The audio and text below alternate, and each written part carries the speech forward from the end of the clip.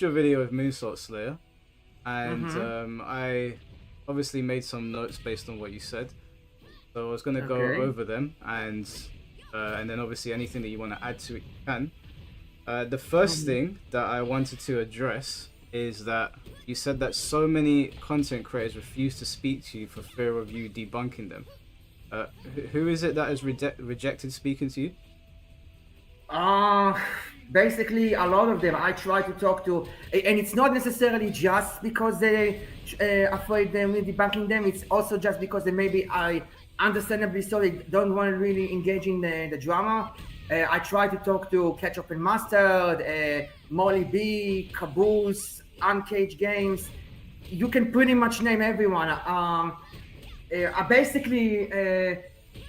Even Foxy Grandpa, a lot of them. So far, I think the only one that was even close to me to trying to get a talked was I don't know if you heard about them, but there was a podcast called Ramcast, which is like a Mortal Kombat YouTube channel that it is related to Mortal Kombat Online, Yeah. and they were willing to talk to me, and we talked for a while, but then unfortunately, after I gave them multiple proofs on why MK1 is actually not that bad as I'm trying to say, they completely stopped talking to me, and then their excuse was that I brought them so many examples of both Street Fighter 6 and Tekken 8 to show them why Mortal Kombat 1 is not that bad.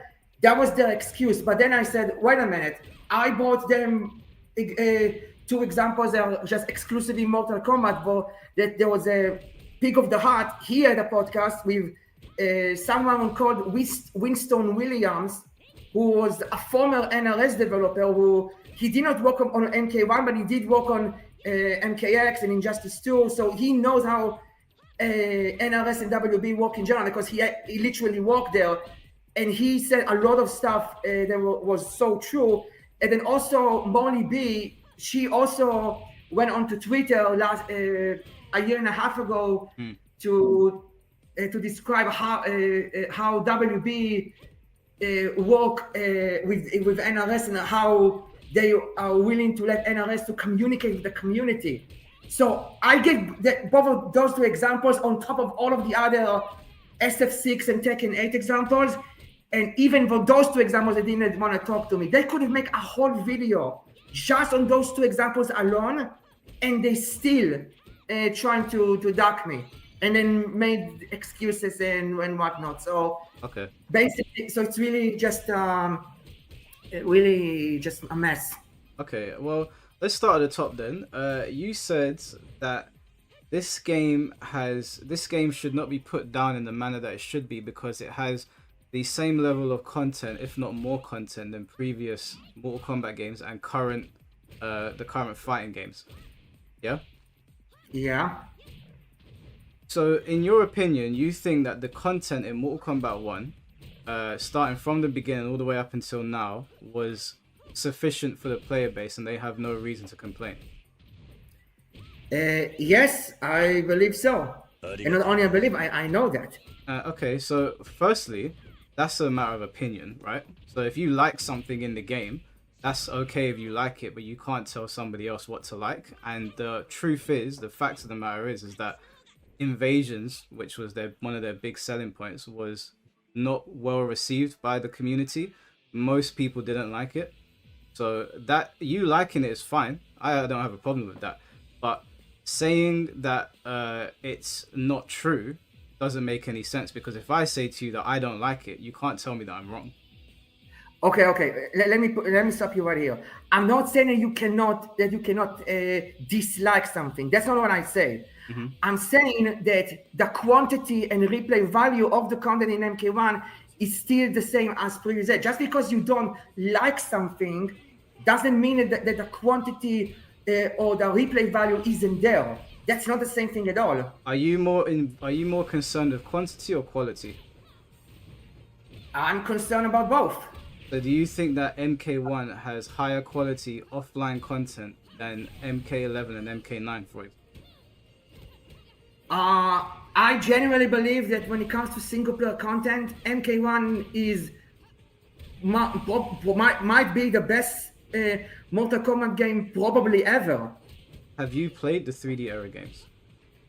Of course, I started since Mortal Kombat 2 since the mid 90s. I've been through it all. Original MK1, MK2, all the arcade era, the 3D era, MK9, MKX, MK11, and now Okay. MK1. I've been through it all. Okay, so you genuinely think that Invasions is a better mode, or the MK1 offerings are better than what Deception offered, where we had Conquest, we had chess combat, there was a Tetris style mode. You think that what Here's the MK1 thing. has? I love Conquest. I love chess combat. I love Mortal Kombat. I love all of these modes. But here's the thing. Nowadays, with the whole aspect of esports and how online-oriented fighting games are, and especially when you look at other fighting games like Tekken 8 and SF6 and all that stuff, that even when they do have a huge amount of content, especially compared to SF5 and Tekken 7, they still trying to, they're trying to still push you to go to online. And I think that the thing about the MK1 is that they give you single, and also in MKX and MK11 in Injustice 2, ever since the NRS introduced the living towers in MKX, they starting to make content that can replace the online and not just to take a break from the online. Even if you go, for example, for Street Fighter 6, when you have arcade mode and extreme battle and team battle and world tour, all of these modes, yes, you have all of these modes available to you and you can pick on a whim whatever you want, but the replay value of them for the long run, they are not continue. They cannot stand on. When in MK1 Invasions, because they keep updating you over time every season, they give you a reason to come back specifically for these modes. So you can basically go months and years without going for online and still have value for content. I myself, for the entire year of 2024, guess how many online sessions I had in MK1? Just take a guess. How many? Only one. Only one online session in MK1 for the entire year of 2024. So wait, and hold also on, for hold on. What were you? Okay, wait. Let's back up a second. You think that MK1 has better offline offerings than every other Mortal Kombat game that has ever come out? Can I ask you, outside of Invasions, what can you give me 3 other standout modes offline in MK1? Okay, so if you compare to, let's say, MK11, MK1 has a story mode, and I mean at launch. At launch, you had arcade mode, story mode, single fight versus mode, survival mode, all which have been in MK11 also. And then MK11 had the Towers of Time and the Crypt. And MK1 at launch, instead of those 2 modes, it had Invasions, which is basically the Towers of Time and the Crypt combined into one alongside a lot of other modes. And then also it's Combo Trials, which was the very first time that MK had Combo Trials since MK vs DC Universe. Okay, so this is obviously a matter of opinion. The community doesn't agree with you at all, and you know that. You know that most people dislike. Trust me, I know damn well. Right. Okay. So yeah. So like I said, it's fine if you like what they offer in Mortal Kombat 1. That's completely fine. But saying that it's the truth that this is the best Mortal Kombat game, we have to go based on we'll go based on reception, retention, and sales. And the retention has been poor. The sales for Mortal Kombat has not met the mark of the last 2 games, and the general reception of the game is not good. Right? Most people do not like Invasions. You like Invasions. Hold on. You like Invasions, and that's fine. But most people hate Invasions. It's not, and I can guarantee you, you will not see Invasions come back if they have any sense based on the. Okay, so several things. Number one, I know that there is a chance that Invasions might not come back, but it's not because of the quality or reception or whatever. It might not come back simply because of the fact that NRS always tries new stuff. So just like with the cameos, it's not that the cameos were not good. It's just that they always try new stuff. Like I said with Moonsault, the cameos are basically the variation system from both MK11 and MKX with the consumable system from MK11 combined into one. So if NRS not bringing back the cameos, it's not that because the cameos were not good. It's because they are always trying new stuff. It's just they trying another take on the variation system. So Invasions is basically another take of the Towers of Time, because like I said, it's a combination of the Crypt and TOTs into one. So if they don't bring it back, I will not be surprised if they not. So that's not a way. That's number one. Number two, like I said earlier, you can dislike something. I'm not saying that you can't, but just because you dislike something doesn't mean that that it's not good from you trying to look at it from a more objective point of view. Also, you have to take into account that the Mortal Kombat internet community, they are in their own bubble, and it's not just true for even in recent months. There's the talk about the FGC being stuck in their FGC bubble, right? So the MK community, the internet community, they're stuck in their own bubble, but MK1 is still the best-selling fighting game right now with over 5 million copies sold, and they also have the player base to back it up, because even right now, MK1 is still among the top 20 most played games on PlayStation 5 from both Europe and United States. Okay, let me ask you a question. What is the number of people playing on PlayStation right now? Unfortunately, I can't get the exact same number. I can't. I just do, and just like we can get the exact number on when SF6 and Tekken 8 are on Gunspace. I can never. I just no. I just want to point that out because Mortal Kombat was in the top 15 most played games on PlayStation. That is true, but Mortal Kombat was below Sparking Zero. And what we know about Sparking Zero is that it lost 90% of its player base. So what that tells me is that the games that are highly played on PlayStation have a high number of players, and there's some point in that graph where there's a massive drop off.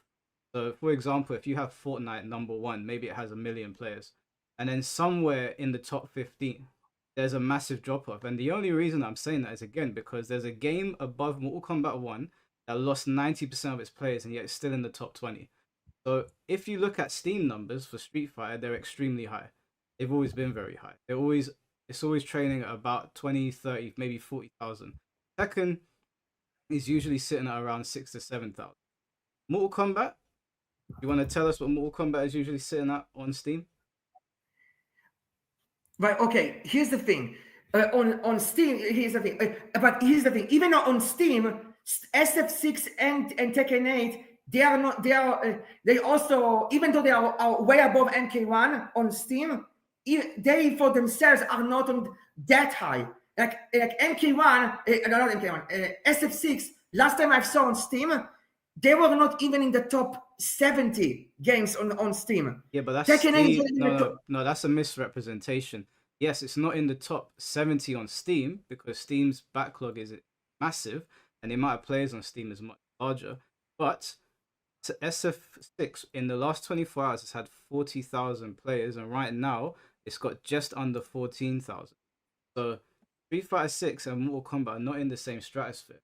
And just to be clear, Street Fighter 6, if it hasn't already, is undoubtedly going to outsell Mortal Kombat. This game is going to continue to get supported because it's got a high retention rate. It will outsell Mortal Kombat. It's going to outsell Tekken. So saying that Mortal Kombat has outsold Street Fighter at this point it's not even worth bringing up. No, but here's the thing, Mike. Here's the thing. Like I said, you trying to take just on the support, but MK1 does have more. Even though I cannot give you the exact numbers. Also, the example that you brought about Sparking Zero, I looked at the April blog for the top 20 most played games on PlayStation, and Sparking Zero was not there at all, but MK1 was. Yeah, MK1 was. Sparking Zero fell out, but this position that Mortal Kombat 1 is at is what? What's the position? But again, I can't give you the exact No, numbers. no. But I mean, what position is it in the top 20? well, it's on the blog. It's right at the bottom of the top 20. Right. Like Okay. MK. Exactly. This is what I'm saying. Like at the time, Yeah. Sparking Zero. I'm just trying to explain to you, right? Just think about this logically. Sparking Zero was above it for some time. Sparking Zero's dropped off now, but that game lost 90% of its player base, and Mortal Kombat has remained at the bottom of the top 20, which should tell you that even though it's in the top 20, if support has ended now, and maybe we're just going to get a couple balance patches here and there, the player base is going to start to dwindle now because we know that there's nothing coming for it. It doesn't make sense to think that Mortal Kombat 1 is going to have a spike. So if the numbers are sitting at around 2,000 to 3,000 on Steam, I would wager a guess on PlayStation it's probably sitting at about 7,000. So the idea that it is overall higher than Tekken or Street Fighter to me is absurd. I know for damn sure it's not higher than Street Fighter. No, but then you can pretty much say the same thing about MK11 and how that was, and yet after MK11 and the DLC ending announcement for that game came out, just about 2 weeks later, Ed Boon comes out and says that MK11 tied the sales for MKX, and then about a year and a quarter later, they topped MKX's sales and reached all the way to 15 million. So Yeah, just but because MK1 is not on that trajectory. You've seen the graph for MK1. It's not anywhere near the trajectory of MK11 or MK. And you know that. yeah, but here's another factor we have to take, and that is another a lot of people ignore. MK1 came to only the current console generation with PS5, XB series, and PC and the Switch One. SF6 they came to the PS5, PS4, XB series, and PC, and only just now they come to the Switch 2. And even though they came to PS4, MK1 still so far outsold SF6. Yeah, but And here's what you another need thing. what you need to understand about Mortal Kombat, that Mortal Kombat has always been, outside of Smash Brothers, #1 selling fighting game. It's got that global appeal. Its badge is No, basically like actually no. Did you know that back in the early 2000s, Tekken was the best-selling fighting no. game? I'm talking about the NRS era. I'm not talking about the 3D era or about the modern era. MK9 was on 3 million. It was very high at the time, and it was a comeback game. The MKX jumped straight to 12, and then MK11 broke all records. So in the current era, MK has always been at the top of the food chain, and now we've seen a drop off. And you made another point, and you said that people have overblown their reaction to MK1. So if the FGC lives in a bubble, why is it that the overall sentiments on YouTube and even the sales we've seen the graph to show it's not matching MKX? How can you say it's overblown if everyone feels like that? But like I said, MKX, MK1 once again was sold exclusively on the current gen console, which is still in the middle of the console generation, unlike MK11, which sold at the very end of the console generation. And MKX, even though it did reach 12 million copies sold, it also came out at the early stage of that console generation, even earlier than MK1, and it took them 6 years and a quarter to get to 12 million copies sold.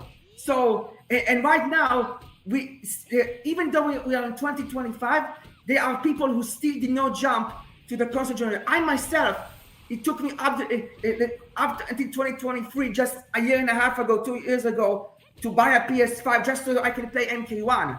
I was sitting on the PS4 myself up until that point. So you have to take that into account as well. Do you take that into account with other games and having this on? I don't hear people bringing this up very often. Because they don't feel like they had to. But you're trying to give the argument and MK1 is falling, and you and others trying to get so consistently that we have to bring you that point into across. Well, I And mean, they stopped supporting the game, and it was very clear that Chaos Reigns was a cliffhanger.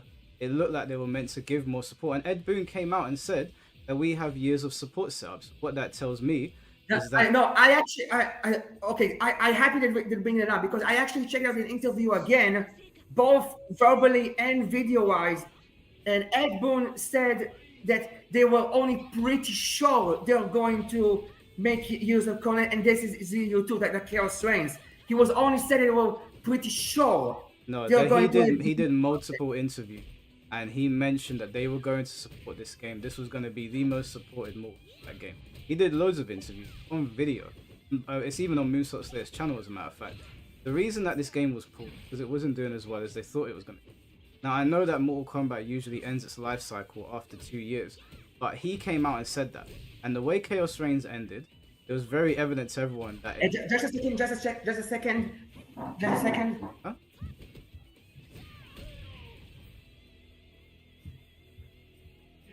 I'm sorry, I just had to check something out. Sorry. Okay. Continue, please. Continue. Right. Okay, so I'll come back to that in a little bit. Actually, I do want to address your points that you're making on here.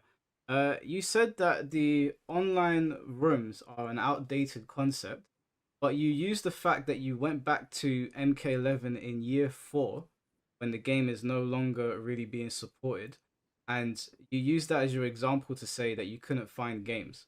When you know, as somebody that's in the MK community, the online rooms were very, very well received. So why did you say that? Why did you use the fact that? Why did you use year 4 to make your example? Okay, here's the thing.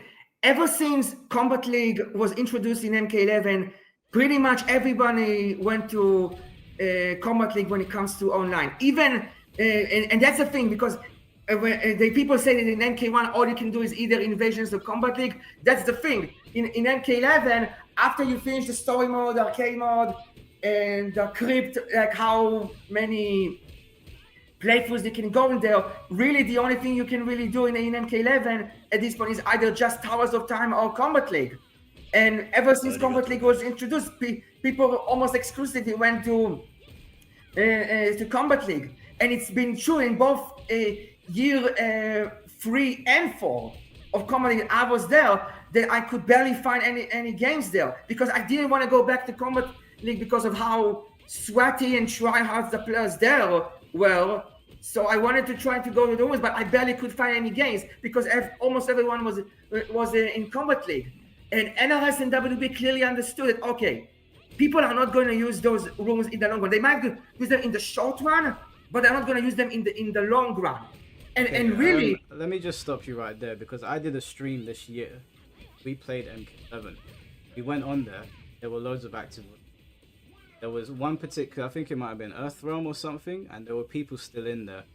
Yeah, I remember. I remember that in when I was in your stream back then, when we tried to communicate the first time, I've seen there were actually happened to be there were like a good amount of people there. I saw them too. Yeah, so people were still using.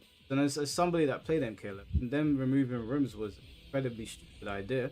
It hurts the community in more ways than one, and making out like it's an outdated concept is really strange considering the community wanted it back. Like it's like you're working against the best interest of.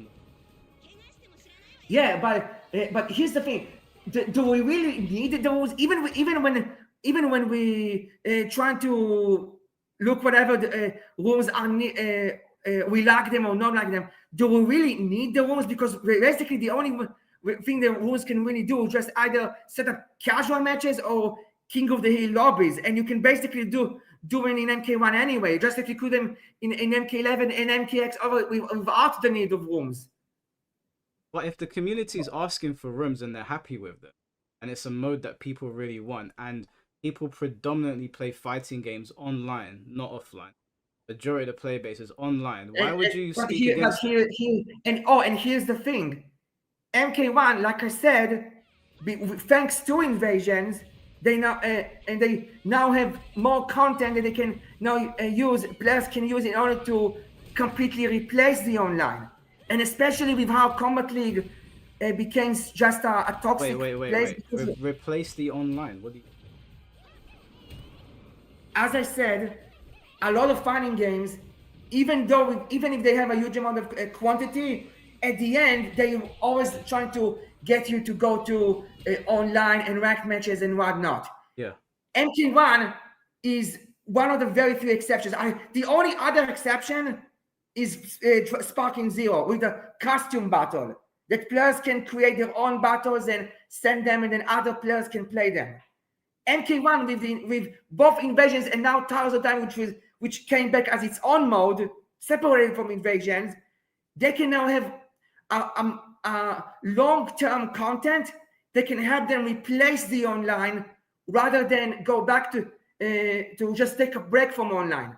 But Because fighting game players do not want online replaced. That would kill a game immediately. Yeah, FGC players want them. No. I can tell you as somebody that because I've been on YouTube, I've made connections with loads of different scenes. And we had this discussion because Bleach doesn't have ranked. And the game is dead now. The game is, if you go on Steam, it's about 100 people playing. I would estimate that it's probably the same on PlayStation. When fighting games don't have onlines, or you move people away from online, the game will die. I can guarantee it's not the FGC, it is gamers in general. Most people play online.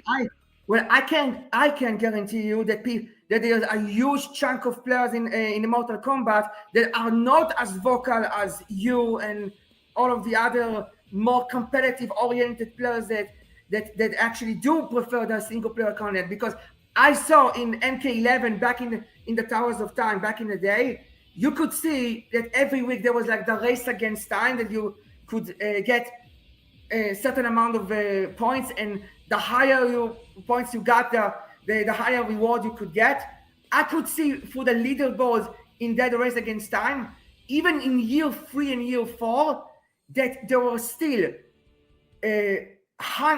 thousands, if not even tens of thousands of players playing MK11 Towers of Time every single week, and that was only on PS4. Yeah, but Roy, that is a subsection of the player base. All right, let me ask you a question to make this make more sense.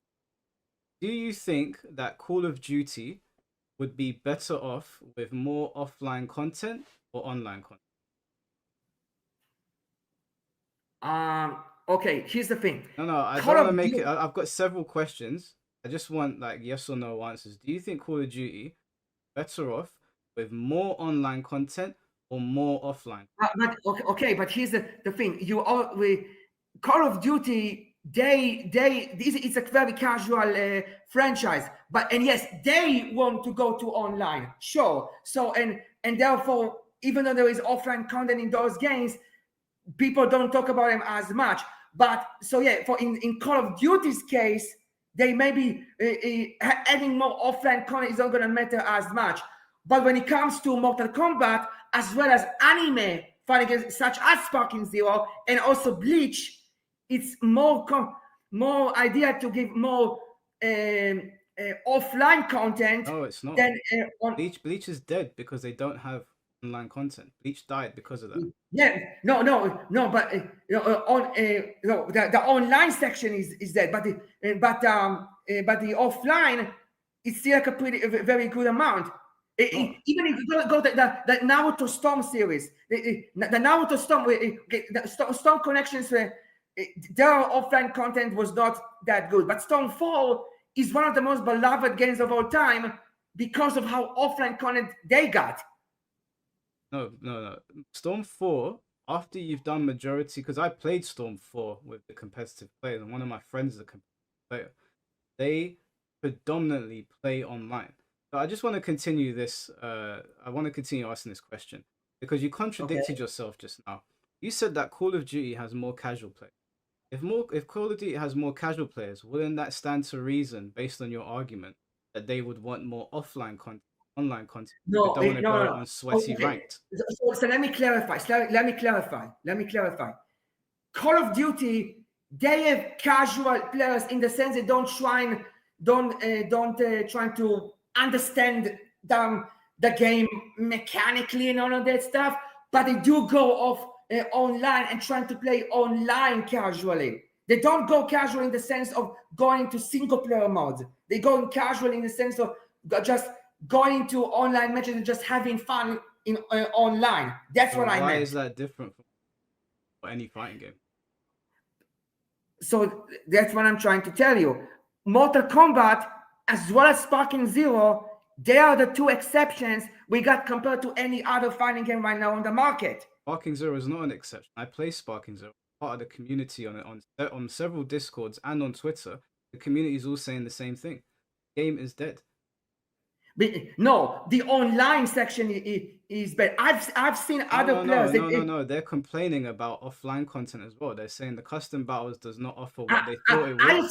I've talked to other players about Sparking Zero, and they said themselves that they have spent like 95% of their time with Sparking Zero just with the offline content. I spoke to them also. Where are all of the players? Where are all the players? Because the Steam count is extremely low. It's below 900 right now. It's dropped off the top 20 PlayStation games, and it had already lost 90% of its player base. Can I ask you a question? No, but I just wanted to answer the question. Where are all the players if there's still so many offline players playing? I will answer that question with another question of my own.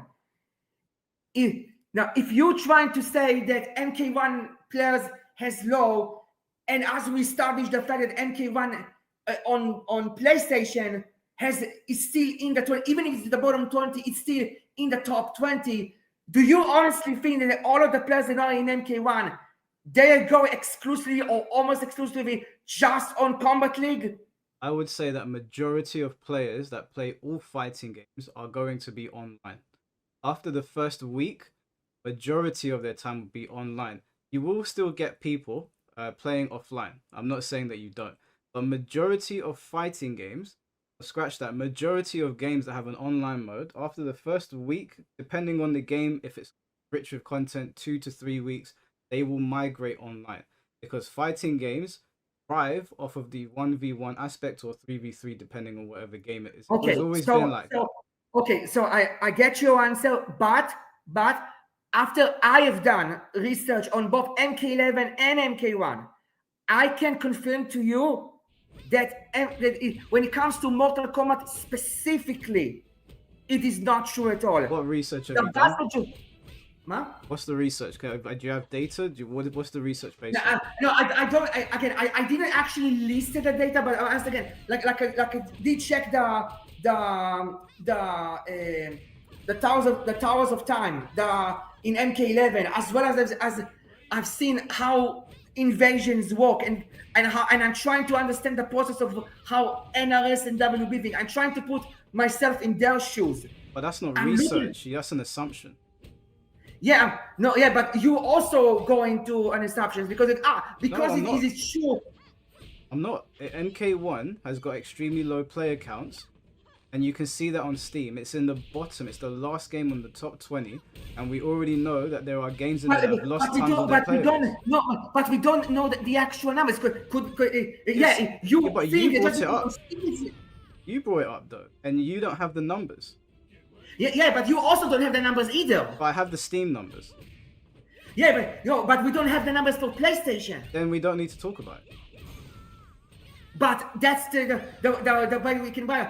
Because the fact that it could be maybe low on PlayStation also. But the fact that it's in the top 20 still, that alone gives you a social that, hey, maybe we can have enough players on PlayStation also. Even though we can see the exact numbers on PlayStation, we can clearly see that still a huge chunk of players that play MK1. And judging by how in MK11 it was and played just hours of time, it's clearly see that it's safe to assume. How many players did you say were playing Towers of Time?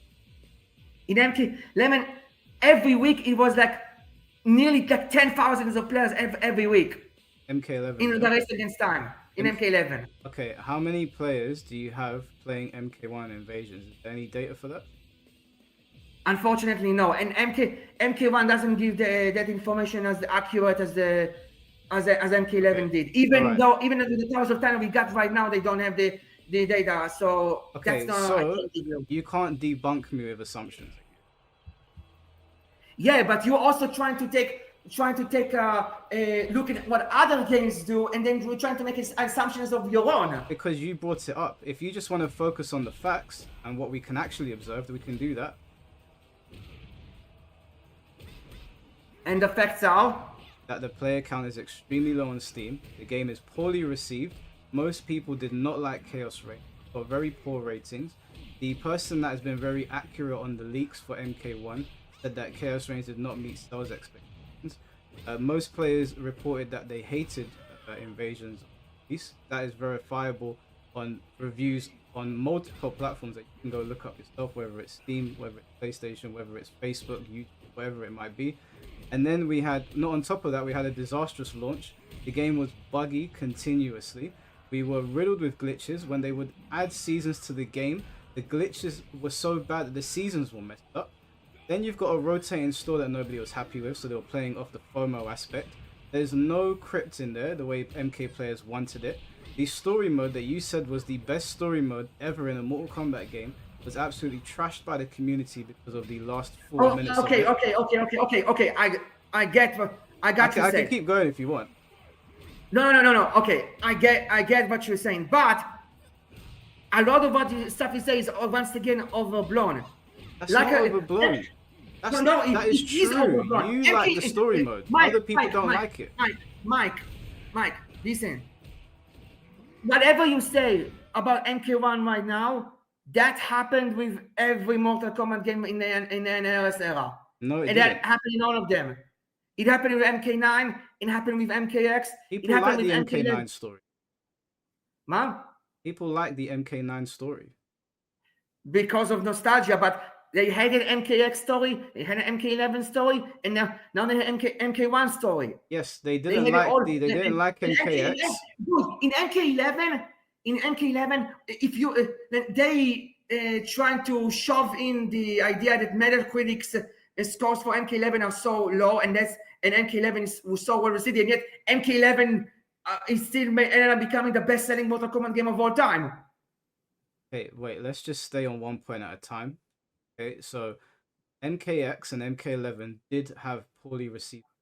MK11 not as much. I think MKX, yes. But you said that MK1 is the best story mode in any Mortal Kombat game ever. You just told me that you've been playing Mortal Kombat games since the arcade era. So yeah, you went through playing all of the 3D era games, played through MK9, you experienced MK11s, you saw MK1's, and you saw how people hated the multiverse inclusion in the last quarter of the game, and you still think that after all of that nonsense that game, that is the best that Mortal Kombat can offer. Okay, I have been in the FGC and the internet, even outside of the FGC, long enough that what happens in the internet, like I said, it's just stuck in a bubble. Just because people keep repeating the same points over and over and over again doesn't mean they are true. Okay, I'm asking you though. I'm not. Forget about the FGC. I'm talking about you. I genuinely believe that Mortal Kombat 1 story is probably the best story in Mortal Kombat of all time. Okay, so then let me ask you, when they added in the multiverse stuff, when Shang Tsung appeared, the Titan Shang, you think that was a positive? Yes, it was a positive. Can you explain why? Not only it was a positive, it was something that was needed to be done. Okay, explain it to us. I'd love to hear that. Okay, as we all know, with how MK11 ended, Liu Kang has become a god, right? So the protector of Earthrealm. So and unlike Raiden, who was not known how Kronika worked and the whole timeline thing, Liu Kang now does. So obviously he tried to make the timeline as positively as he could. So obviously now with that knowledge that he got, he obviously could not make a threat that would be, a true threat to his own timeline. The only way that could have done is that if somebody came out from another place when Liu Kang cannot control, and therefore will give a legit threat to Liu Kang's timeline. And the only way you could have done so is coming from a different era when outside of Liu Kang's own timeline. So how you do make it? You create a whole multiverse of timelines. Okay, do you understand why people are annoyed at it? Do you understand why? I trust me. I've seen the complaints all the time, and they say, "Oh, there's low, just become lazy writing. There's no stairs. It's copying the MCU." Even though MK9 started the time travel aspect way back in 2011, and NRS started the whole using multiverse stories of injustice back into 2013 before Avengers Endgame. They're not doing it by copying the MCU. They're doing that because that's what they're doing on their own. So you don't think there's a coincidence that during the time multiverse stories started to become prevalent on films, when MK did it, you think that there's a No, I don't think so. As a matter of fact, just because even if they really copy the MCU on purpose, just because they are copying that doesn't mean it's not good. I'm also a huge Pokemon fan. Pokemon is my second video game IP of all time, only behind Mortal Kombat. And did you know that Pokemon also got their own multiverse now? No, I stopped following Pokemon, but no. Okay, so ever since Generation 7, Pokemon started their own multiverse also.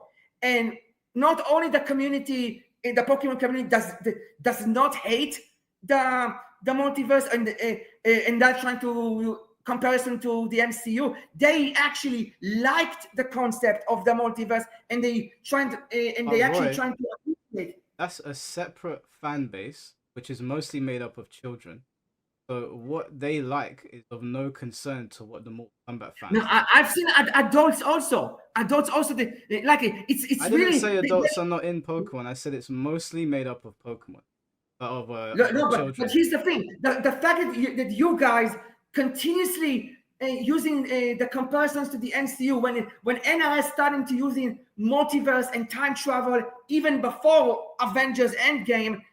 That's a, and another thing about the Kamidogu, for Wait, example, the hold on, Roy. Kamidogu. You're going off on a tangent. You didn't answer my question. Do you understand why we don't like it?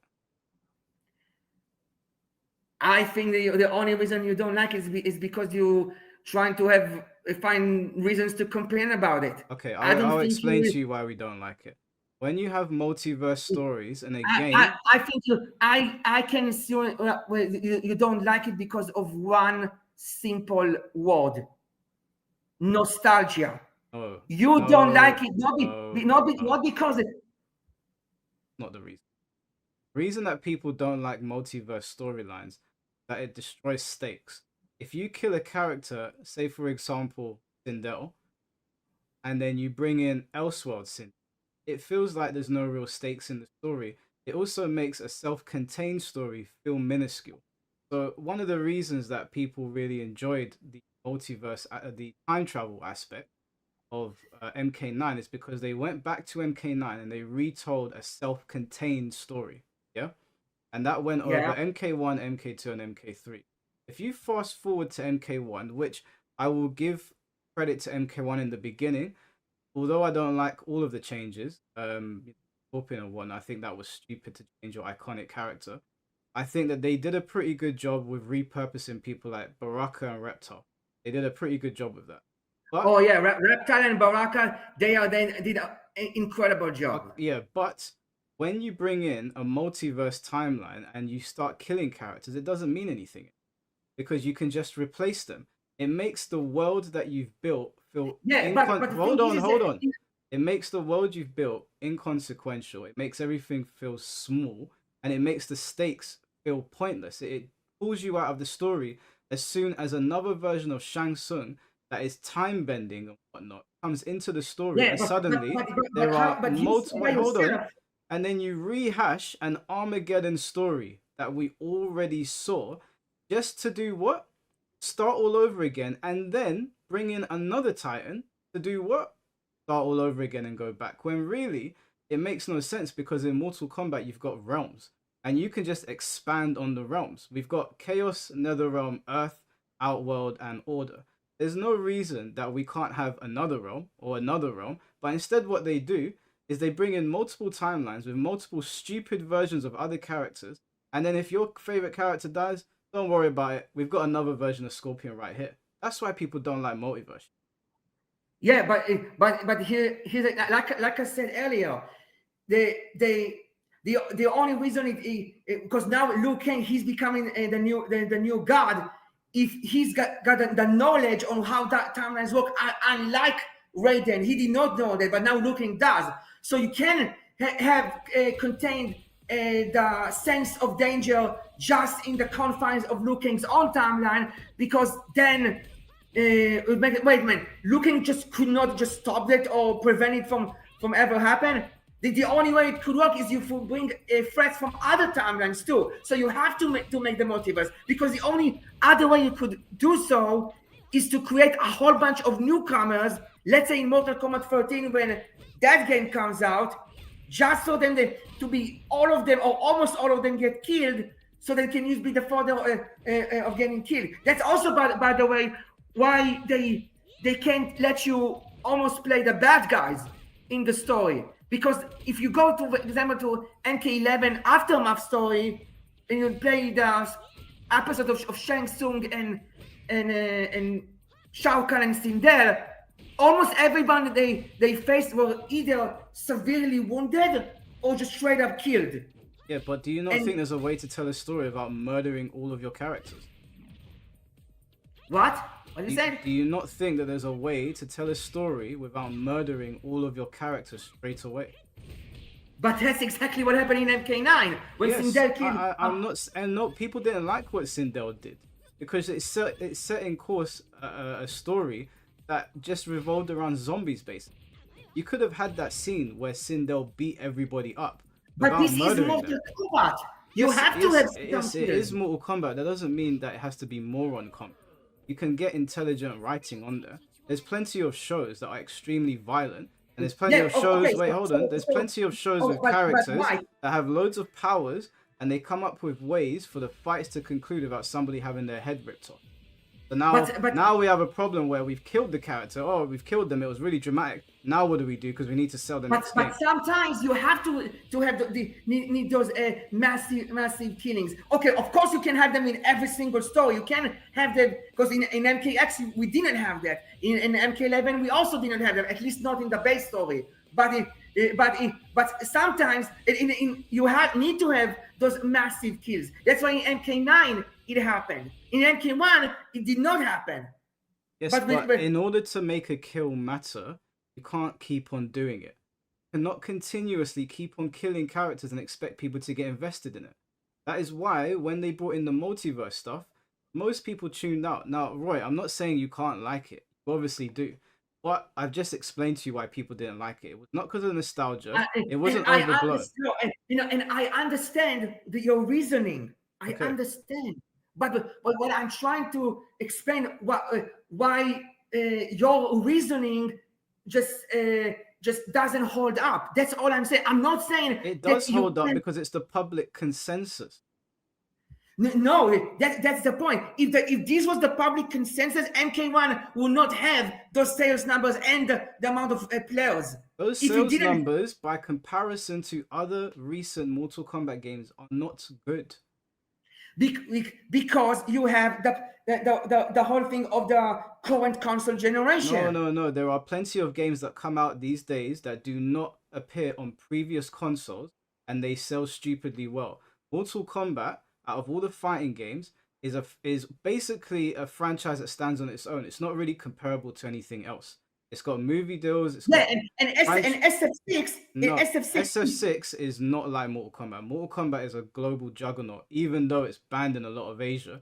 You can Street Fighter is not supposed to be a juggernaut. It is a juggernaut, but it's not on Mortal Kombat's level. No fighting game is on. No, of course, Street Fighter is not on the level of Mortal Kombat, but it's supposed to be a juggernaut on this own. And yet, even though it did come to PS4 as in addition to the current gen console, it still sold less. But you're not understanding. You're not understanding what I'm saying. Mortal Kombat stands on its own. It is measured by its own success. I understand. So I understand. I'm not interested in comparing it to Tekken and Street Fighter. I am interested in comparing it to its own games. And by its own games, it has fallen short. But it's still so okay. but it still sold very well and still sold more than any other fighting game right now. Okay, Right? I understand that, even though Street Fighter is going to eclipse it, whether we want to admit that or not. But the fact of the matter is, the player base is not happy with it. I highly doubt it. I highly doubt it. You don't think Street Fighter 6 is going to overtake Mortal Kombat 1 in sales? I don't think so. I don't think so. You know, they were almost neck and neck in sales when the game was active. Street Fighter almost got similar sales. I see. I Okay, saw that. and Street Fighter 6 is still being supported. I know that SF6 is still supported while MK1 is not. I do, and that was the case for MK11 versus Tekken 7 when MK11 that game ended its DLC support, and then when Tekken 7 did not, and yet MK1 still MK11 still sold more than Tekken 7. Yes, MK11 sold more than Tekken 7, but we're not talking about MK11. We're talking about MK1. Yeah, so I'm saying that on the same principle, I believe that MK1 will still outsell Street Fighter 6. But MK11 was positively received worldwide. It was the FGC that had an issue with it, and that was towards the end. No.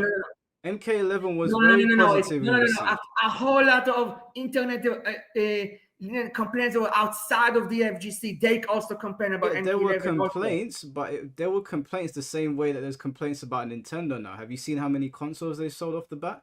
MK11, the proof is in the pudding. It sold 15 million copies. People liked it. Yeah, but initially when the game just launched, there were a whole bunch of people complaining about MK11. Because there were issues with the game. There were major issues with the game. Most of all, that a part of the game was locked away when we were under the impression that it was going to be there on day one. And when we look at MK1, I went over multiple points. Right, there are multiple reasons for why people didn't like this game. The disastrous launch, the endless glitches. And SF6 and Tekken 8 also had a lot of issues in their launches too. But we're not talking about them. Tekken 8 has been getting cooked by its community, and rightfully so. Street Fighter 6 did not launch with the problems that the other two did. Not even close. It did. It came out with a lot of issues on its own. It did. I said it didn't launch with the issues that the other two had. Nowhere near. Yeah. Okay, maybe not the exact issues, but it did come up with a lot of issues of its own, Street Fighter 6. It had issues on launch, but I'm saying nowhere near. What that means is that MK1 specifically with so many issues. The type of issues or the quantity of issues? Both. The type of issues in MK1. Okay, so I can tell you right now, I did. Right, you need to let me finish. Okay. MK1 launched with multiple problems, not just in the gameplay, but the general infrastructure. And it continued to have problems, even in basic updates like seasonal outfits. They were getting them wrong and pissing off the player base. And then if you go to the online portion of the game and you look at character releases, for example, Homelander, it was just riddled with glitches. So the game had a hard time the entire time that it was out. It was not the same as Street Fighter 6. Street Fighter 6 has had timely responses. And even though the community is not completely happy with it, the community is in a much better place than what MK's is, because MK was dealing with bullshit from day one. It's only now the game has leveled out. No. SF6 also had a lot of problems. It's a day one. It's just that unlike MK1, the SF community and the FGC as a whole, they're trying to hide the issues as much as they could. But I have seen that were issues in SF6 already at launch, and people trying so hard to hide them just sweep them under the rug. I saw them.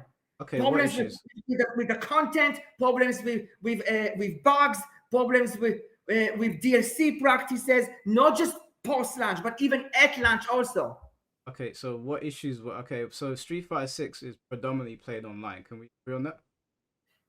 Yeah. So what were the main issues that Street Fighter 6 was experiencing launch that took a long time to get? Okay, first of all, there were bugs in Street Fighter 6, such as the throw escape bug and also the input system bug. They were already since launched well, and as far as I know, the input system bug is still partially in the game, as far as I know.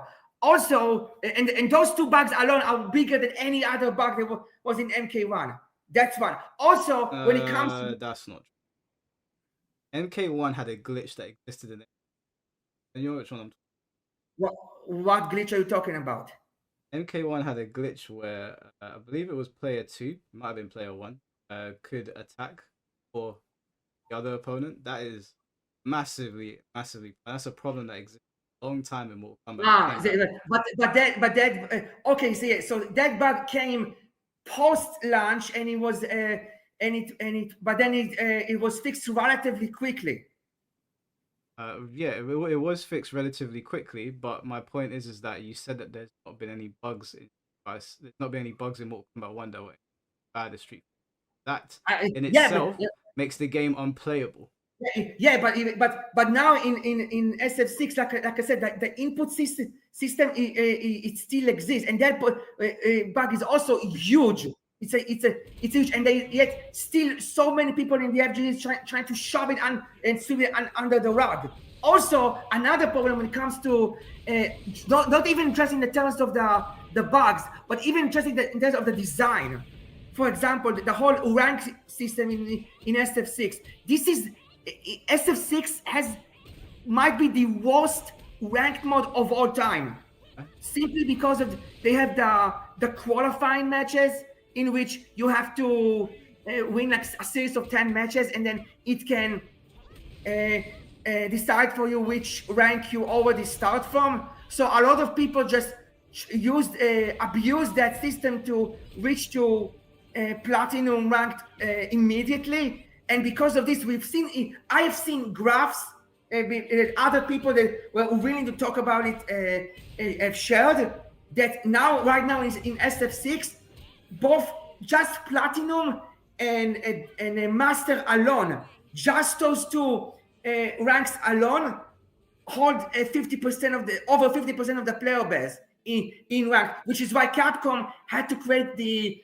MR system just in trying to avoid the whole inflation of ranked. And now more recently they created the other sub ranks of the master ranks in trying to fix it, but all they really do is just to putting plasters on it. The only way they can really fix it is just to reset the ranks for everyone. I don't think that is an issue. I don't understand how that is. You play qualifying matches to get into a certain rank, and then you have to stay in that rank where you get deep. I've seen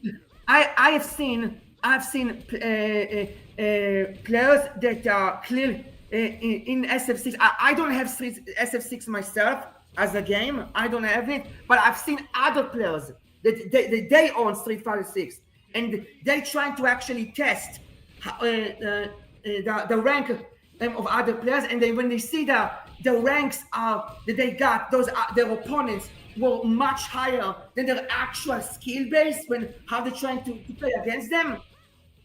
They see the inflation in SF6 ranked is beyond chaotic. Okay, okay. This point, I'm gonna move away from it because this is just objectively not true. I don't know who you've been talking to, but I've never heard these issues raised by any. I mean, I've played Street Fighter 6. Like I said, because they're trying to sweep those issues under the rug. Why would any community want to sweep issues under the rug that make their game actively worse? I tell you why. Because after Street Fighter 5, they didn't want another Street Fighter game to fail. So they're trying to shove this idea that Street Fighter 6 is this absolutely perfect game that has absolutely no issues, when it's exactly not true.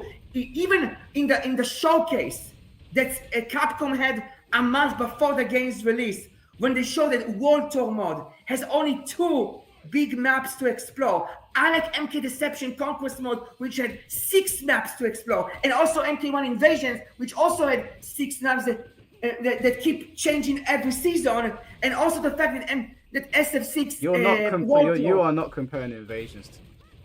Are you being serious?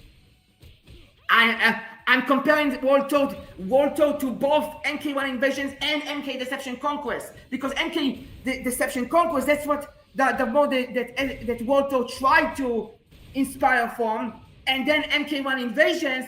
This is the mode that MK1 has right now, and people comparing, and it's not just me, other people, they compare. Wait, okay, can you? Okay, I've got you on screen now. You can share your screen with me, and I can show people on the screen. Can you show me this information that you compiled? What? Can you show me the data that you've compiled or conversations that you've been having with people about this? I see about the ranked mode. Yeah. I have seen there's a YouTuber, you know, there's a guy named Sonic Soul. I know Sonic. You know, so he made several videos back in the when the SF6 was still in season 2. Then he tried to test the ranks and the skill level of other players when he faced, and he saw that the ranks, not in all cases, but in some cases, where the skill were much lower compared to the rank that they got. Yeah, but you so said if that you go to his channel, he has a couple of videos when he plays Okay, SF6 but where's ranks. yours? You said that you've been speaking to. I want to see your data.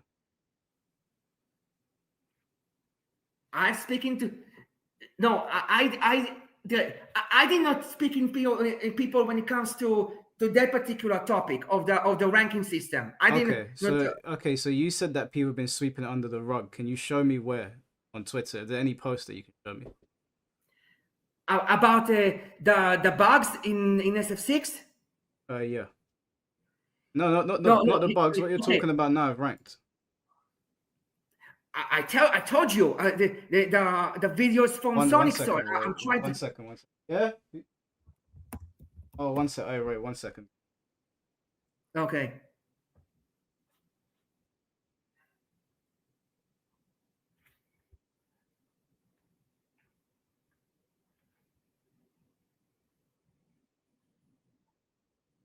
Oh. Oh, how nice of. No, they can't see you on stream. Unless you want to come over and say hello. Sorry, my assistant Anders. Okay. Yeah, sorry. Go on. Yeah, so we were saying that you have been speaking to players, and you've been. No, I didn't speak to. I didn't speak to players. I didn't say that. Okay, so you haven't had any conversations. So this thing where you've said that people have been sweeping it under the rug, where have you seen that? Can you point it to me? I've seen it on Sonic Soul's YouTube channel that the inflation with ranked is insane, and then he also had other videos when he actually goes against people in ranked, and then he clearly sees that the rank system in the players in ranked in SF6, their skill level doesn't match the rank that they actually have. I can show you one video. For example, I'll just. So this isn't like something that is because you're saying that players are sweeping. No, it's not. Unfortunately, it's not my search, but I can give you a link to one of his videos. Here, I put it in the chat right here, and you can see it in your free time. Obviously, we have this conversation now, so you can see it in your free time if you want to. And then you can also look at it on his channel too. I'm just saying you what he did, and I see what the research that he has done when it comes to the rank. Right, let me just push back on this slightly, okay? I've never seen a community where, or at least in the Street Fighter community, where there is a problem with the game and they want to sweep it under the rug. If they have an issue with the game, they want Capcom to fix it. Because whenever I go on Twitter, I see people talking about issues in the game, whether it's balancing or bugs, and they're like, "Hey, can you fix this?" Same goes for Tekken. Okay, so let me ask you this: have you been aware of the input system bug in Street Fighter 6 and the throw escape bug? I've been aware of bugs, but not particularly. I can't remember. Okay, anyway. and when I tell you those two bugs, also about the input system bug. So Sonic Soul, he also made a video showcasing several issues in the game, including that bug. I'm looking right now if I can see. Yeah, I'm not saying that there's not bugs in the game. You're saying that the community is sweeping it under the rug. Where's the proof of that? Okay, so I don't have actual proof, but from what I have seen, Where did you see it? it's because that people did not talk about those two bugs as much, even though that once you actually hear those bugs, there are clearly huge issues that are indeed need to be fixed, and yet the community barely talked about them. You said but they're then when it sweeping comes it to under the rug, right? MK1, and we have a pseudo player one advantage bug in MK1, everybody goes fucking ballistic over this bug. Okay, let me. And I actually tested the so-called player one advantage bug in MK1 because when I saw Mr. Apechem, who originally found this bug, he found only on Sub-Zero and Kitana.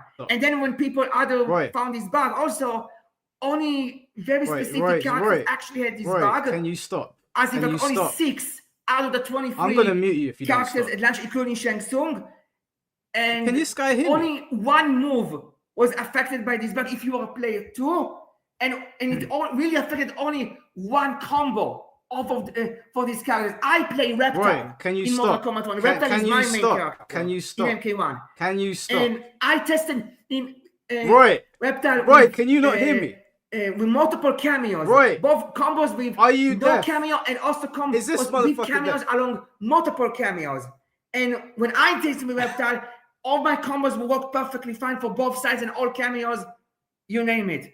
So but unlike MK9, which did a true player one advantage bug that affected the entire roster, as well as multiple moves from every character. Or how Mortal Kombat Armageddon, they had a player 2 advantage bug when the player 2 had an advantage, and once again affected multiple characters and a whole bunch of moves.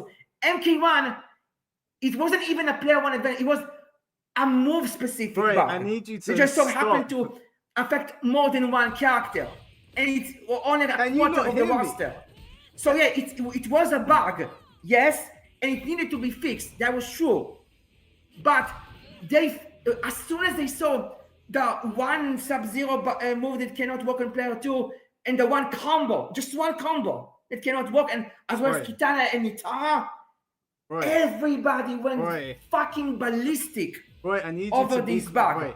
But when we see on Street Fighter 6 that there was an input system bug that can literally cause you have wrong special moves and wrong super moves by the inputs, and as soon as I seen the first time, I'm like, what the fuck? What the actual fuck? Are you fucking serious? And that's what I mean. They tried. Hello? Can you not hear me? I can hear you. Right, could you not hear me saying stop? Right. Mike, I can hear you. I don't know what. I don't know what. I'm positively bamboozled.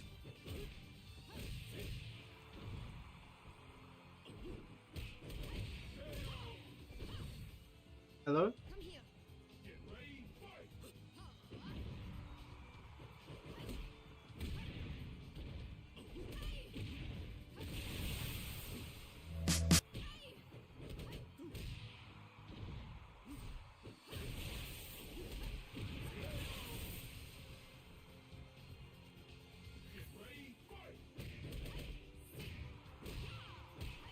I thought that he was doing purpose. I was go.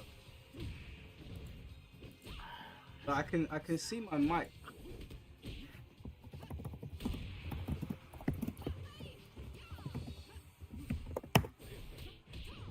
Hello? Hello, can you hear me? Guys, you guys can hear me, right?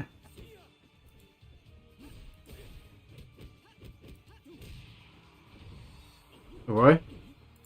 Hello, can you hear me now? I can hear you.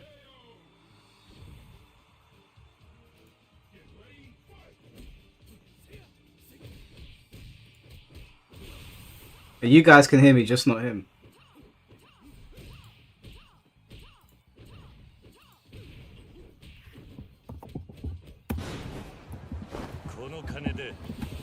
Mr. Ross, thank you for the call that in. Rupen schmutzy happened it, Rupen.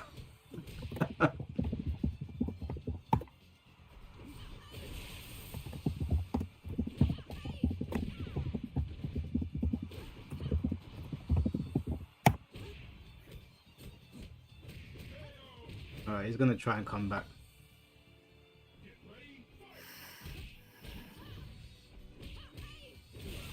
I thought that Roy was doing that on purpose. I thought he could hear me.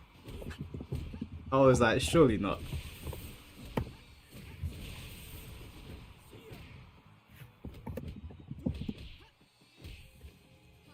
Yeah, he's gonna leave and come back. See if that works. Right, I thought I was telling him to shut up, yeah, and he was just going. He was going for it. That part of me was like, I kind of respect you, you know. I told the man to shut up, and he just said, "Fuck it, I'm gonna keep talking."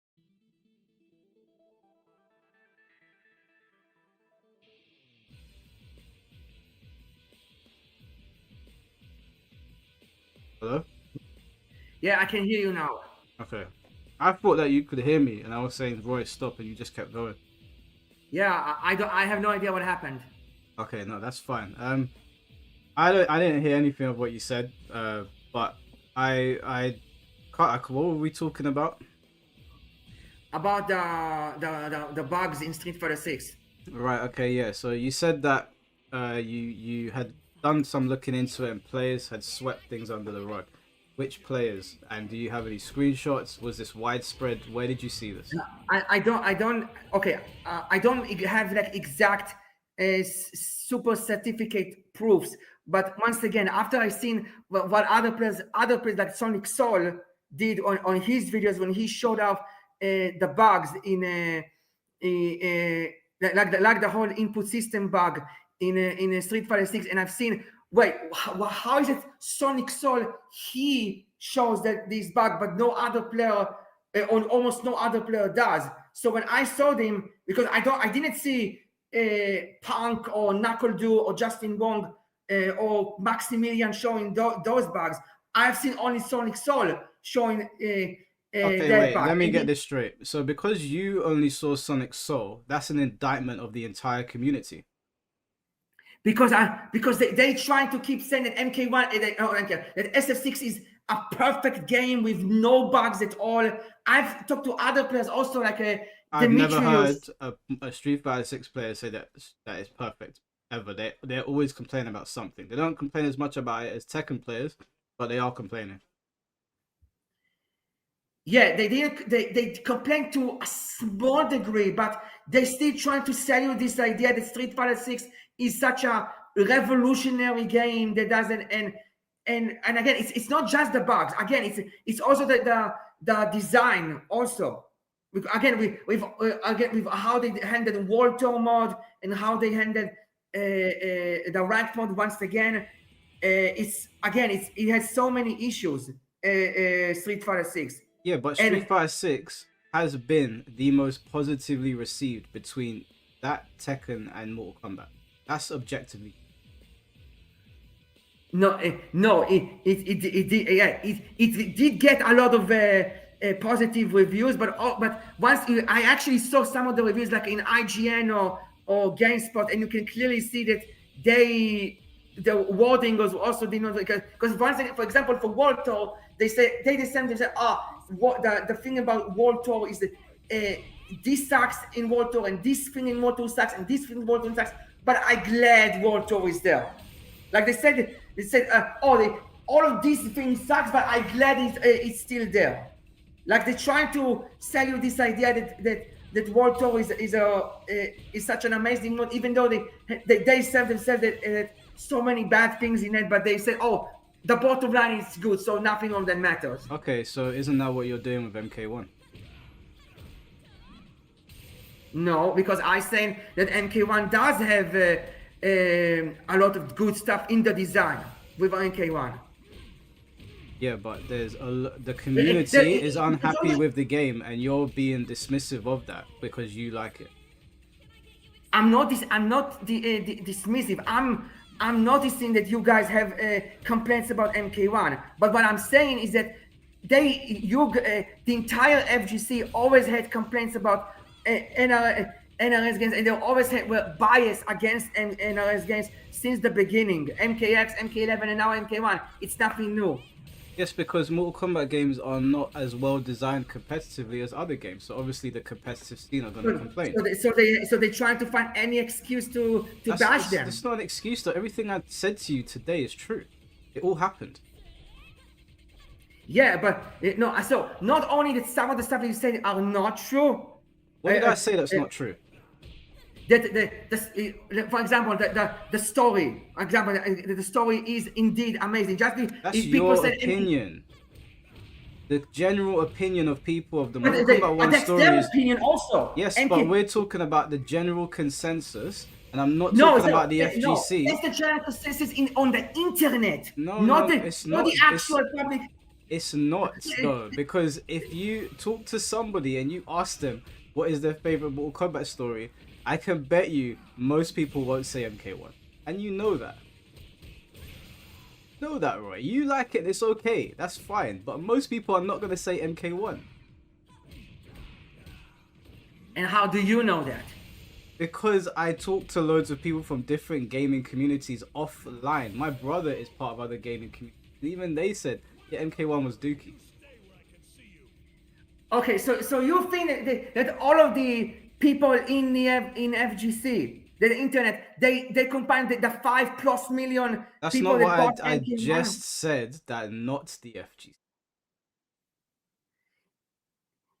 Yeah, but then there were a lot of people that an MK11 story wasn't good, and the MKX story wasn't good, and some people I even saw that, and I remember, if I remember correctly, the MK versus the MK9 story, they did not like that as much. I remember I see a couple of people saying that too. But you're missing the point. I'm saying the general consensus is that the Mortal Kombat 1 story. I'll tell you this for free, right? I'll tell you this, that I know people in the gaming industry in loads of different sectors of. And I can tell you without naming names, because I don't want to get anyone in trouble. A lot of people found what NRS did with the MK1 story a joke. And this is coming from other gaming companies that are not related to fighting games. Yeah? They thought it was a joke. It started off well and it went downhill. The multiverse thing was poorly received by almost every MK diehard. Even the ones that disagree with me, we all find common ground on the multiverse. Nobody wants the multiverse stuff to come back. They don't want it back. They want them to go back to exploring realms like they used So you can wait. So you can't even say the name of the companies. No, I can't say the name of the companies because I'm not going to get people I know in trouble, and I'm not. If I give you the name of the company, so how am I supposed to believe you? You don't have to believe me. Quite honestly, it doesn't matter because the proof's in the pudding. The game is not going to sell as well as its predecessors. But you're trying to convince me that other people from other gaming companies, they saw the story mode and they say what you say about the story mode. So how? Okay, let's forget that then. Let's use the example or the premise that you just went on. About them. Yeah, of course. No, because you don't want to regard it. So let me just disprove you this way. You said that it's the voices on the internet, which makes up millions. Those are millions of voices that you can access at any time to get their opinion.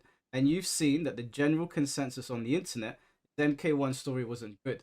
And you want to go, oh, well, it's just the internet. How many people have you spoken to in real life versus the internet for you to change your opinion? I can easily see the sales of the games, because once again it happened with MKX and MK11 also, and also the injustice. Not answering my question. I am answering your question. You have access to millions of voices online. You probably have access to what, 10, 20, maybe 50 voices offline? But even in the internet, how many people are in the FGC? Are like 100K people in the FGC overall? I'll give you an example, Roy. Forget the FGC. The other day, they showed off the Mortal Kombat collection, Legacy. I just happened to be watching Asmongold's stream at the time. I want you, since you don't believe me, to go over to Asmongold's stream and go to the part where they show the MK Legacy collection and look at what his chat is saying about Mortal Kombat 1. That is a chat with over 88,000 people watching at one time. You go and check. I'll wait. Go on. Oh wait, As Asmongold. Asmongold, 4 million subscribers on YouTube, Oh, massive on Twitch. So you basically want me to go to somebody that is known to be a grifter, someone trying to use drama and trying I with the didn't old tell you to anti-woke listen to bullshit. Asmongold. I said read his chat and what they're saying about But Mortal but Kombat but 1. his shit are his fans that share in the same opinions that he has. Of course, they're gonna say the same He thing. didn't say So, anything. He didn't say anything. He just looked. He just said, "Oh, is this Mortal Kombat?" His chat were roasting Mortal Kombat 1. Specific. They didn't roast Mortal Kombat X. and I have seen Hold on, I Roy. have seen Hold other on. places on Hold on. Reddit and Twitter they also say that they going with the legacy collection because MK1 wasn't good. I've seen in other No, places but too. I yeah, don't have to go to what I'm Aspen, but I've saying to seen. you, Roy, is that if you go and look at other communities and you get a large pool of information, most people cuss out Mortal Kombat 1. But if you ask them about Mortal Kombat X or Mortal Kombat 9, they have something nice to say. So if you have No, no, access no, no, to no. millions of No, voices even online, in no how can you go to on, me, oh, I spoke to this guy offline and he really liked it? That doesn't mean anything. That means but nothing. but for MKX and MK11 that happened the exact same way also. It When the did story not. it It did did, it not, did. I've Roy. seen. We've all seen it. Even my Mike, chat I've has been in seen the it. FGC since 2013. I have Yeah, I've seen been how here longer than you then. I've been here much longer than you. and you did not see the revisionism about in the MK community and the FGC in general. You have not seen the revisionism That's not what we're and the talking about here. flip-flopping. We're talking about the general public.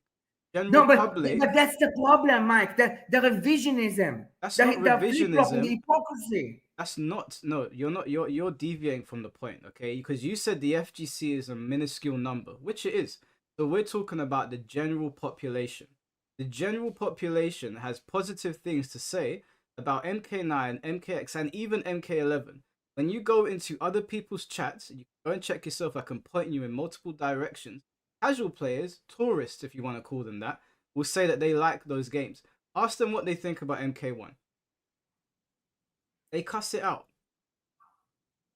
Because you guys kept spreading the Who's you negativity guys? Who's who? MK1 but they also but you also did it for MK11 and MKX also. Okay, so let me get this straight then. The FGC is tiny and minuscule and 1%, yet we managed to change the rhetoric around Mortal Kombat completely for the 99%. Because trust me, on the when it comes to the internet, if you are vocal enough, you can change the trajectory of what people think very easily if you are vocal enough. Okay, so let me ask Trust you this me. then. If I started making videos, so let's say a bunch of YouTubers started making videos saying that Elden Ring sucks. Yeah? Elden Ring, or forget Elden Ring, Expedition 33. This game sucks. What do you think people are going to say? if if people try make convincing videos about this game and saying it's like even if the information when you really look in it is not true, but then when you look at the videos it looks on the surface level it looks convincing enough, they can change the trajectory of the what people say very easily. No. Okay, I'll give you a prime example of this. Baldur's Gate 3 came out, and there were a lot of people saying that Baldur's Gate 3 is woke. Don't play it, don't buy it, it's not a good game, blah, blah, blah. Baldur's Gate 3, last time I checked, which was a long, long time ago, so it's probably gone way beyond it, sold 10 million copies extremely quickly, and still remains to be one of the most popular games. My point here is that if your game is good enough, people are not going to be stupid enough to be swayed by some idiot's opinion. So it's not going to work. The reason that it worked with MK1 is because MK1. The reason it didn't work with Baldur's Gate is because Baldur's Gate is a good game, and no matter what anybody says, whether they want to call it woke or trash, people like it and people still play that game. So public opinion is that the game is good, and if I make a video trashing Baldur's Gate, my comment section is going to trash me. You're saying that people are stupid and content creators control the flow of conversation. That's not true. Yeah. That's not true. Yeah. Baldur's Gate is proof. They tried The to issue dogpile it. Mike, it is true. The fact that we have the player base for on PlayStation as well as the sales for MK1 above all of the other fighting games shows that whatever people say about MK1, the so-called consensus that you keep saying, it's not true at all. It's just the vocal minority. They're just trying to spread negativity, just like they did for MKX and MK11 also. Okay, It's so you're nothing saying new. that I'm spreading negativity. I'm going to ask you questions. I just want yes or no's from. Can you do that? Okay. Did the game launch with a lot of bugs in its online infrastructure where people couldn't access things properly? Yes, it had some bugs. Yes. Okay. Did the game launch with broken characters, i.e., bugs passing through each other, round start issues? The round started on only post launch, not at launch. It was around launch, very early in the game. So we agree that happened. Did the game later on update and give people incorrect costumes for the wrong season? The whole Melina thing. Remember that? I remember the whole season 4 thing, and let me say, that was also overblown because I actually looked in the skins that season 4 had, and even back then in the first rotation of season 4, there were still some purple skins that people could have unlocked. It's just that NRS decided to put the Chaos Reigns skins in season 4 already Right, because they when people pay for a service, they expect you to do it properly. Now, if you're okay ordering 5 chicken nuggets and getting 2, that's fine. But we're not. Okay, so if I order a game no, and you but tell me that you're here's releasing a here's the season with thing. specific No, content and you give me but the wrong that's content, not the same that is thing. not good enough. Your example it just doesn't fit it at all because you talk about overall quantity, like 5 chicken nuggets versus 2. That's not what happened there. What happened in season 4 in the first rotation is that the skins it's not that the quantity of skins wasn't there. It's the fact that the skins were not as what the skins people thought it was gonna be. Even though that NRS explained to you that they are going to have the mohawk haircut and all of that stuff. They didn't say specifically about them having magenta or purple color skins, and even then they still had multiple skins that had purple color scheme on them. I've saw that, and I have unlocked them myself when I was playing MK1 season 4 in the first rotation. So and you were aware of the Homelander situation. Yeah, I saw that Homelander had the bug when he could crouch and still move. I saw that bug. Yeah. Okay, do you think that the reaction to that was overblown? For this particular bug, no. For this one specific bug, it was. Yeah, people obviously noticed the bug, but it did not go overblown like the whole pseudo player one advantage bug. So no. So that one particular, no. Okay, so you all right? Fine, you acknowledge that one. That's fine. The code called the one that was blacked out for a whole year and then they released it with the leaderboards. Warrior Shrine, that was it. The Warrior Do you Shrine. understand why people were pissed off when they? Yeah, okay. So the whole Warrior Shrine thing, yeah, I think that people want just like set expectations like way too high. I did not really think about much about it. What the Warrior You Shrine think was they going to. set Yeah, their I expectations too myself high? had speculations in my head also what it could possibly be, but I did not. But I did not expect it to be something like gargantuan or whatever.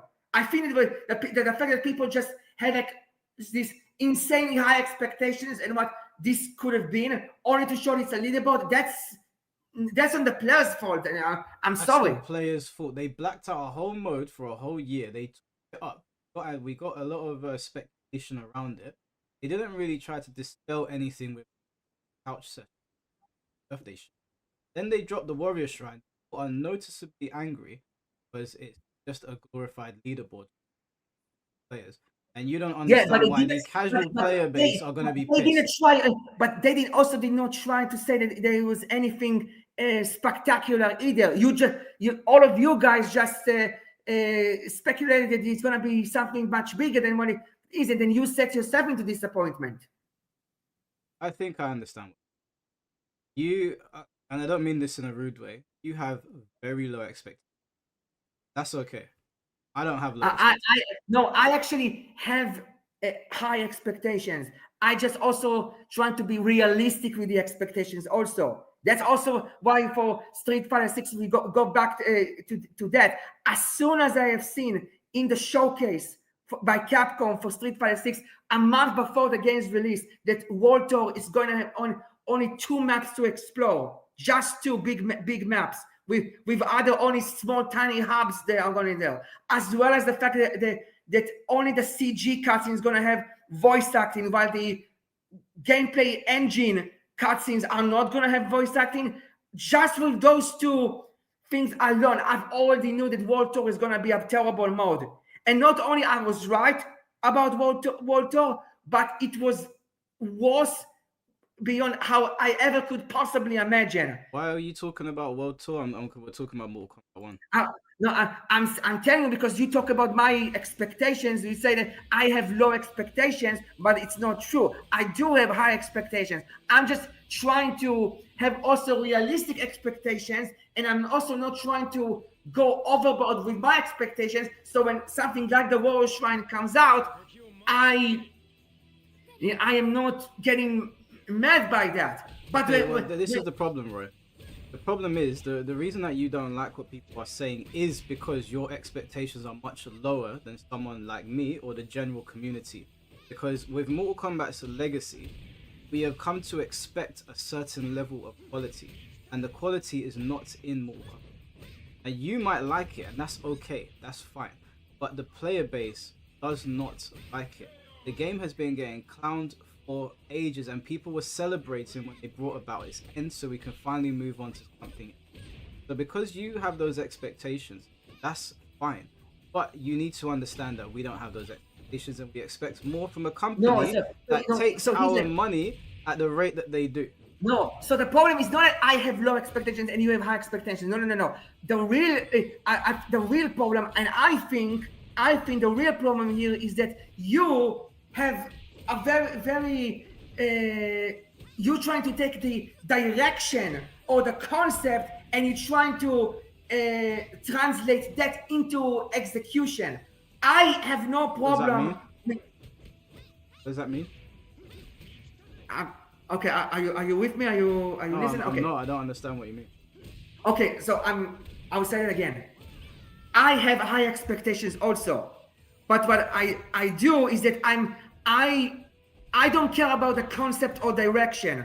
As long as the execution is done properly enough, that's fine by me. It's the execution that I care about. Already a problem. If you don't care about the concept, then we already have a massive problem. If you don't care about the concept, then I don't even know why we're having this conversation. You don't care about the concept of the game.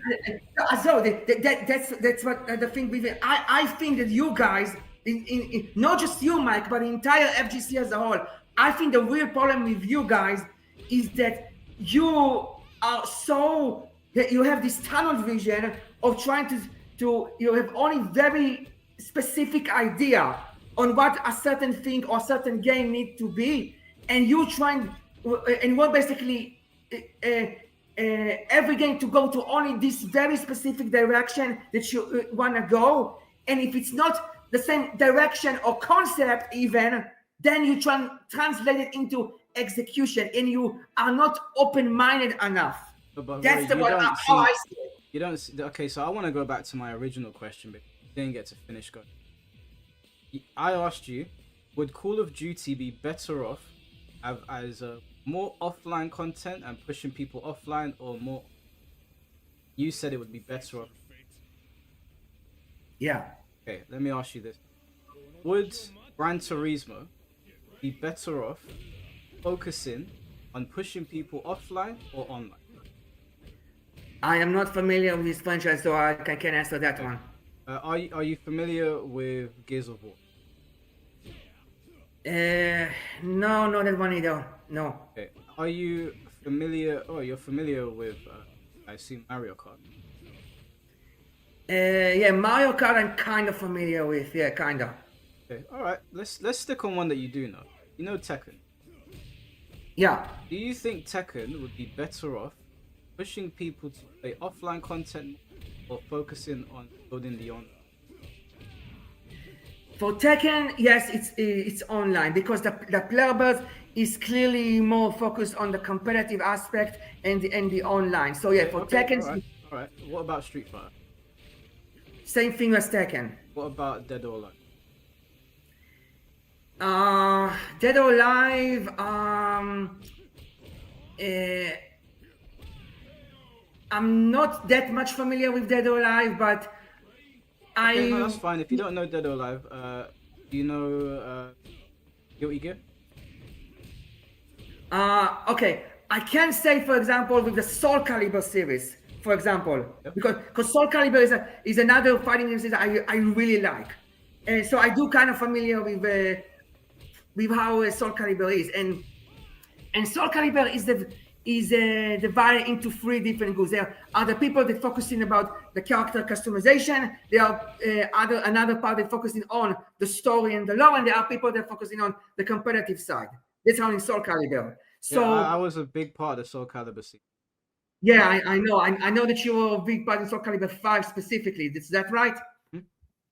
Yeah. So I think that when it comes to Soul Calibur, they can definitely favor more with single player content with in that game. And the single player content in Soul Calibur 6 was actually pretty good. The only thing that really hurted it was the budget that he got because of that's why he didn't have a high fidelity cutscenes. But other than that, everything in the almost everything else in the single player content in Soul Calibur 6 was actually very good. I actually liked it. Do you think that Soul Calibur would benefit focusing, pushing people offline more, or pushing people?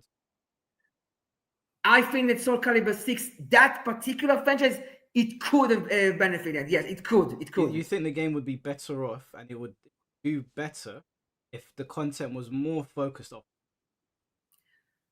I believe it could. Yes, I believe so. Yeah. Okay, this is where the disconnect. I can tell you 100%, any fighting game that prioritizes offline content over the online will die.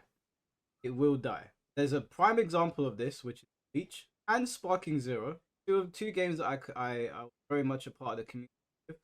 The offline content is good, and it's fine to have it there. But if you do not support the online and you don't make that your number one priority, that is where gamers that play fighting games migrate. No different than when you go to the arcades. You mess around on arcade mode, and if Time Attack if they had it, but the arcades were packed with people competing. Okay. If you Okay. don't So Mike. prioritize the section where gamers interact with each other and not the CPU, the game will die.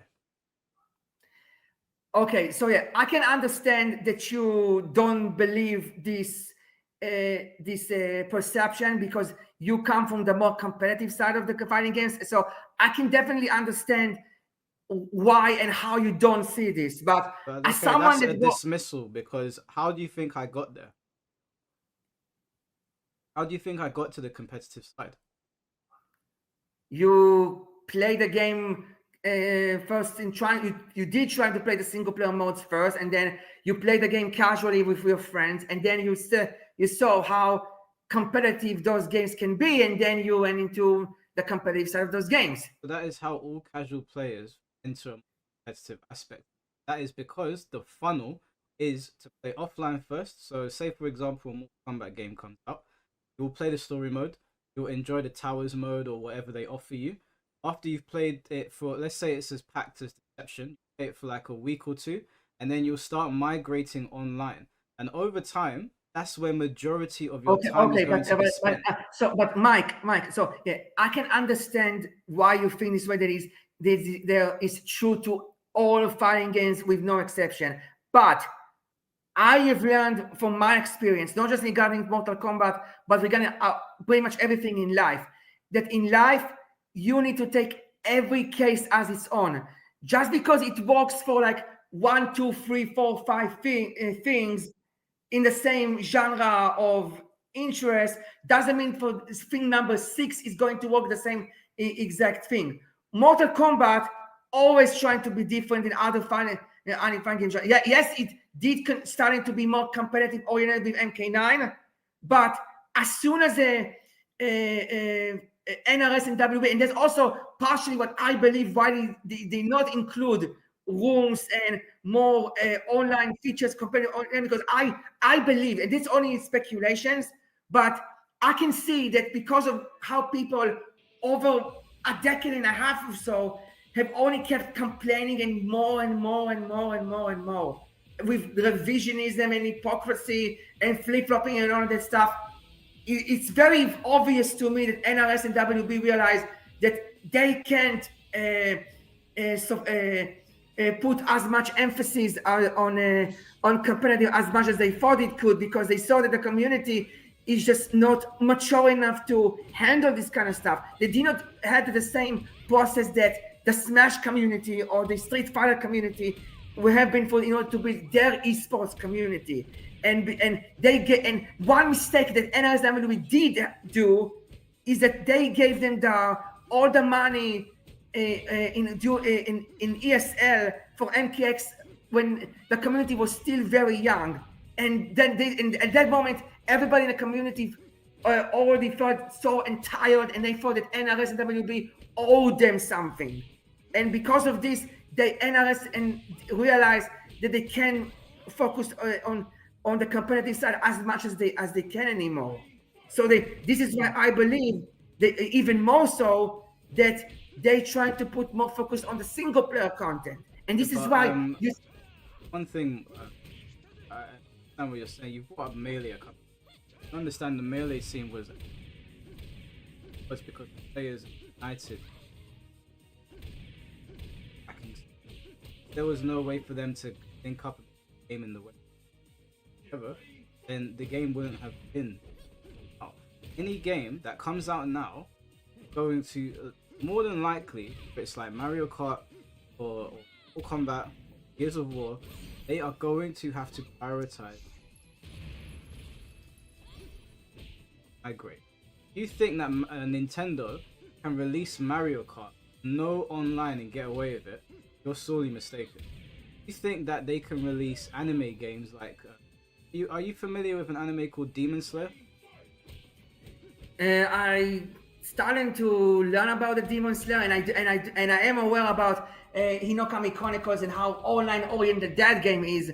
So I'm pretty familiar with that one. Okay, so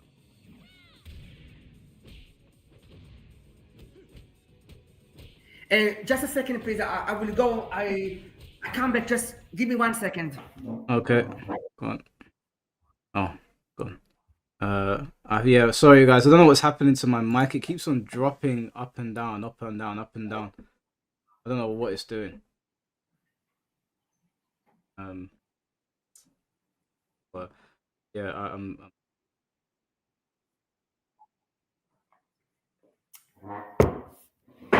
yeah. So you're familiar with Demon Slayer, yeah? Mike, can you hear me? Can you hear me? I can hear you. Okay, good. Right, you're familiar with Demon Slayer, yeah? It's fine. You're familiar with Demon Slayer, yeah? Yeah, I'm kind of familiar. Okay, wait, I just want to give you a brief history lesson, because you brought up anime games earlier, which, you know, I play a lot of anime games, and I competed in Bleach as well, so I know what's happened to these games. When Demon Slayer came out, it had ranks, but it had no spectator, and the game started dying because the online modes were not treated as a priority. Luckily, in Bleach, you mean? No, in Demon Slayer. Bleach is dead. Bleach is dead now because they didn't support the online. It's gone. It's over. But Demon Slayer, they added lobbies in and players came back and people are still playing it. I was playing it yesterday with some of the anime guys. If you don't prioritize online content over offline content, specifically on fighting games, they will die. 100% of the time, Soul Calibur included. They won't survive. And Mortal Kombat is included in that as well. If you think that they can release Mortal Kombat 2 or 13 or whatever they call it, and they don't give us even basic features for online, or they do and they don't support it, and everything is gone on offline, there will be an uproar almost immediately. Okay, but like I said, there are exceptions to the rule. Mortal Kombat is this one exception. It's not. It's not an exception. It's not. It's Okay, 100% not. okay, I can see that that this is where you and I can no longer convince each other about this stuff. So I tell you what, it's 11:25 where I live. So and we talked about long enough. So I think it's a good to just stop right here. But I just wanted to talk to you and show you my side of things, and that's all I really wanted. So Okay, I before do you go, appreciate Roy, I just want to point something out. That you basically conceded that every single game that I mentioned would need to focus more online. Mortal Kombat is the only exception. Yeah, that's what I said. I saying that Mortal Kombat, when it comes to Mortal Kombat, this is the one exception. The one exception in the gaming industry for competitive games is Mortal Kombat. Yes, at least when it comes to, I don't know what in other genres of competitive, but when it comes to the fighting games specifically, Yeah. I can tell you that I have seen how games work. I have played other fighting games like Soul Calibur 6 and Dragon Ball Fighters and Multiverses when it was still around, you know, and the Marvel vs. Capcom Fighting Collection. I've seen it all. I've played some of them. And I can definitely tell you that when it comes to NRS games, both Mortal Kombat and Injustice, the true